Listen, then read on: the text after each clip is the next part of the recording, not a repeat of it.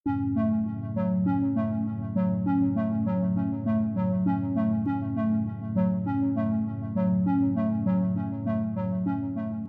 perayaan upacara Hari Kemerdekaan di Ibu Kota Nusantara IKN, Indonesia menjadi pusat perhatian tidak hanya di dalam negeri tapi juga di luar negeri. Dampak dan pengaruh IKN tidak hanya di Indonesia tapi juga Malaysia dan wilayah sekitar. Berbagai respon dari warga dan tokoh Malaysia melihat pemindahan Ibu Kota Nusantara.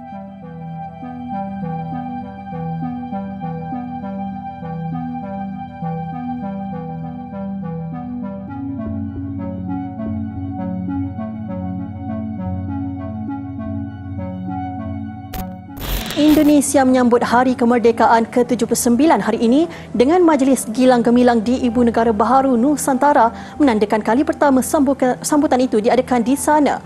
Pada masa yang sama, majlis sambutan turut berlangsung di Istana Merdeka di Jakarta. Majlis di Nusantara diketuai Presiden Joko Widodo yang diiringi Presiden dipilih Prabowo Subianto. Sementara itu, Naib Presiden Ma'ruf Amin mengetuai majlis di Jakarta dengan Naib Presiden dipilih Gibran Rakabuming Raka di sisinya. Bagi menjamin keselamatan ketika sambutan, Polis Nasional mengerahkan lebih 1,000 anggota, manakala Tentera Nasional Indonesia mengerahkan lebih daripada 2,000 anggotanya di Nusantara. Seluruh negara dihiasi dengan bendera merah putih dengan pelbagai pertandingan dan acara diadakan dalam beberapa hari menjelang sambutan itu. Prabowo yang akan dilantik pada Oktober tahun ini menegaskan komitmennya untuk meneruskan pembangunan Ibu Negara Nusantara di bawah kepimpinannya.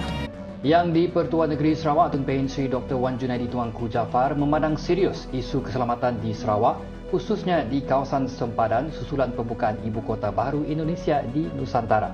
Ia antara perkara yang dibincangkan beliau semasa menerima kunjungan hormat Panglima Brigad Ketiga Infanteri Malaysia, Brigadier Jeneral Muhammad Saufi Omar di Astana Negeri pada Selasa. Pertemuan hampir sejam itu turut membincangkan kesan ekonomi Sarawak daripada perpindahan itu. Mengambil kira perancangan pemindahan Nusantara dan sedikit sebanyak apabila perkara itu berlaku yang akan memberi kesan kepada negeri Sarawak secara tidak langsung, dan ini juga mungkin akan membawa kepada faktor yang baik daripada segi ekonomi, pembangunan dan sebagainya, dan dalam masa yang sama mungkin juga memberi kesan daripada aspek keselamatan.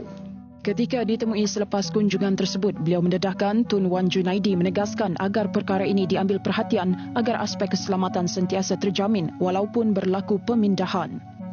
Jadi di situ Tun memberikan harapan supaya perkara ini diambil perhatian supaya aspek keselamatan terjamin walaupun telah berlakunya pemindahan Nusantara.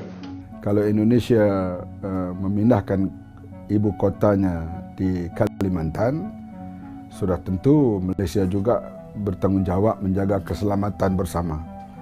Kita sebut tadi, kalau ada perkara-perkara perkembangan kriminal yang berlaku di antara sempadan Malaysia dan Indonesia, maka ialah tanggungjawab bersama. Tetapi Malaysia memastikan supaya perairan dan sempadannya itu berada dalam keadaan yang lebih selamat, supaya Indonesia tidak menanggung beban jikalau ada kelemahan di pihak negara jirannya.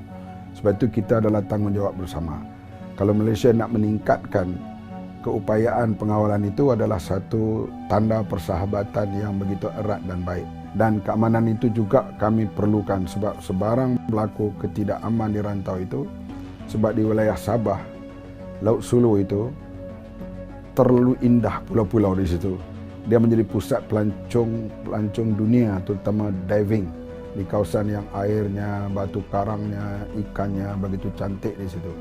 Sebab itu kalau berlaku pergolakan di daerah itu, Malaysia juga menghadapi masalah dari sudut kehadiran para pelancong yang mendatangkan hasil yang agak lumayan kepada Sabah. Jadi kalau aman di situ, maka Indonesia yang akan memindahkan ibu kotanya, ibu negaranya ke sana, kita dapat menikmati bersama. Inilah konsep berjiran yang kita selenggarakan selama ini. Indonesia merayakan ulang tahun kemerdekaan ke-79 di Ibu Negara Baru Nusantara yang terletak di wilayah Kalimantan Timur pada Sabtu. Ratusan pegawai dan tetamu undangan yang mengenakan pakaian tradisional suku-suku Indonesia berkumpul di tengah-tengah pembinaan bangunan pemerintah Republik itu. Presiden Indonesia Joko Widodo Jokowi dan para menteri kabinet menghadiri upacara tersebut di Istana Presiden yang baru yang dibina dalam bentuk figura pelindung bersayap helang atau Garuda. Kepentingan ataupun secara simboliknya, bagaimana agaknya menyambut Hari Kemerdekaan ke-79 kali pertama dilakukan di luar Jakarta? Bagaimana agaknya simbolik dan sambutan orang ramai kerana ia sudah tentu sesuatu yang baru, dan bagaimana kita nak melihat sambutan itu di sebalik, di belakangnya, apakah ceritanya di sana?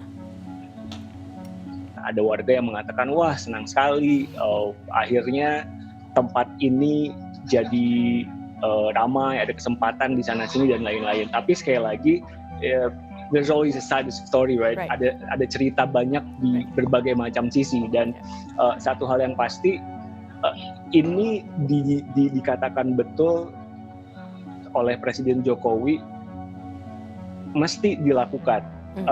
Jadi saya meng-quote, ini kan sebetulnya adalah upacara pertama dan terakhir Joko Widodo di IKN. Pertama dan terakhir, karena dia masa jabatannya akan berakhir sebentar lagi. Saya meng-quote Jokowi, ini kan masa transisi. Masa transisi dari Jakarta menuju ke IKN Nusantara, agar ada perjalanan menuju pindahnya itu kelihatan. Jadi di sini tetap dilakukan dan di sana tetap dilakukan. Jadi Indonesia pekan ini, tahun ini tuh menyaksikan sejarah, Jasmine. Tanggal 10 kemarin kita menyaksikan kirap bendera pusaka. Tanggal 10 biasanya di Indonesia nggak ada apa-apa. Tapi kemarin tanggal 10 Agustus itu kita menyaksikan kirap pemindahan bendera pusaka dari Jakarta ke IKN yang biasa dilakukan tanggal 17 Agustus. Nah, tanggal 16 kemarin kita menyaksikan pidato presiden, pidato penegaraan presiden di sidang tahunan MPR, dan itu terakhir. Pak Jokowi minta maaf ke rakyat. Pak Jokowi juga bilang nanti tanggal 20 akan menyerahkan tongkat estafetnya kepada presiden terpilih Pak Prabowo Subianto. Dan hari ini kita juga menyaksikan, kalau tadi Yasmin sempat melihat videonya, itu simultan dari Jakarta dan juga IKN. Jadi pekan ini Indonesia menyaksikan sejarah, dan terlepas apapun pro dan kontra dan apapun suara-suara itu, tentu yang bisa dikatakan sekarang adalah ya, IKN ini sudah dibangun dan mesti ada komitmen dari pemerintah untuk tetap mempertahankan itu.